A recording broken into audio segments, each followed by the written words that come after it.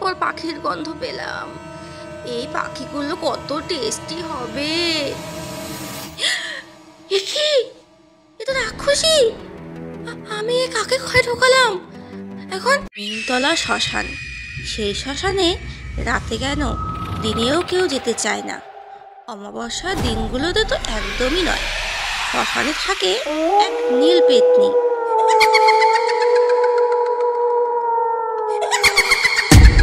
ইস, কতদিন থেকে জ্যান্ত তাজা পাখির মাংস খাই না।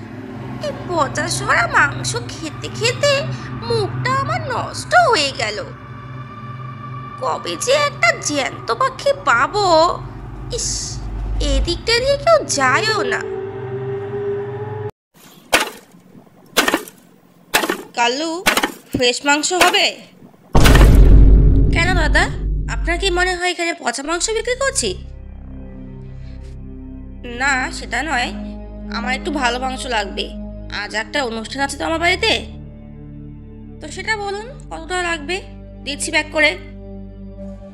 না, এখন তো আমি দিতে পারবো না। আমি এখন বাড়ি যাব না, আমার একটু কাজ আছে। তুই যদি পৌঁছে যেতে পারিস তবেই আমি তোর কাছ থেকে নেব। আচ্ছা, আপনার লাগবে কতটুকু সেটা তো বলুন। 5 কিলোর মতো লাগবে। ঠিক আছে, আমি পৌঁছে দেব। আপনার বাড়ির অ্যাড্রেসটা বলে যান, মাংস আমি ঠিক টাইম মতো পৌঁছে দেব। আরে আমার বাড়ি তো কাছেই, নিমতলা শ্মশানটা পেরিয়ে রাস্তার বাড়িকে যে বড় বাড়িটা সেটাই আমার বাড়ি। আরে বাবা, শ্মশান পেরোতে হবে? কি ব্যাপার, ফেটে গেলি? তোকে দেখে তো আমার ভীতু মনে হচ্ছিল না। আরে দাদা, আপনি ভীতু কাকে বলছেন? ঠিক আছে, আমি পৌঁছে দেব। না, অর্ডারটা নেওয়া মনে হয় ঠিক হলো না। যাই হোক, যাই, তাড়াতাড়ি গিয়ে সন্ধ্যার আগেই ফিরে আসবো। আজ অমাবস্যা রাত, বেশি দেরি করা যাবে না। ধুর বাবা, আমার কপালটাই খারাপ। তাড়াহুড়ো করে যাচ্ছি, তার মধ্যে সাইকেলটা কেন নষ্ট হয়ে।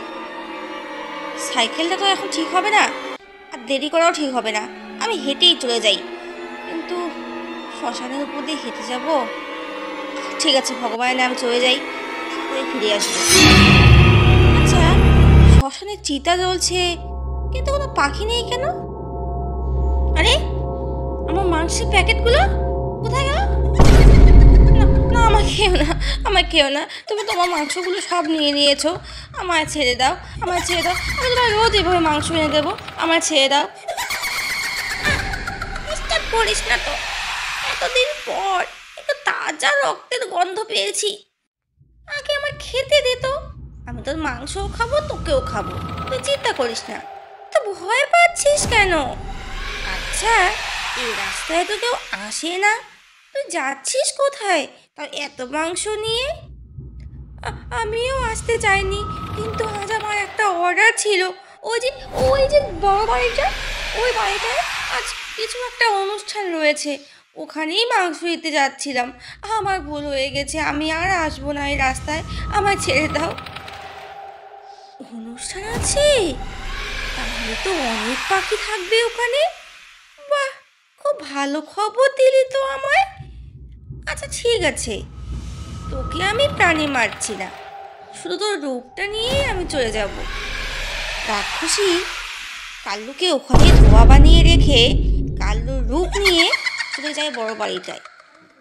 অন্যদিকে বাড়ির মালিক অনেকক্ষণ থেকে মাংসের অপেক্ষা করছে। কি ব্যাপার কাল্লু, তখন তো খুব বড় বড় কথা বললে, টাইম মতো পৌঁছে যাবো, সময় মতো পৌঁছে যাবো। এত দেরি করে কেউ আসে? তোমায় আমি বলিনি আমার বাড়িতে অনুষ্ঠান রয়েছে? আর মাংস কোথায়? তোমার হাত ফাঁকা কেন? দাদা আর বলেন না, খুব বিপদে পড়ে গেছিলাম রাস্তায়। আসার সময় দুটো শিয়াল আমার সব মাংস কেড়ে নিয়ে চলে গেল। কি যে করি আমি। পেয়েছে, আমায় একটু খেতে দেবেন? তুমি আমায় কি সমস্যায় ফেললে বলো তো?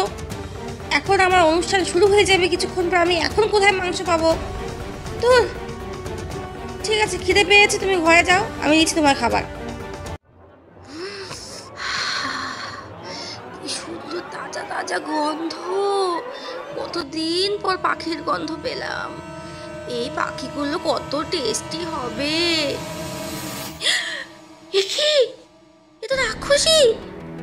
আমি এ কাকে ঘরে ঢোকালাম? এখন এখন কি হবে?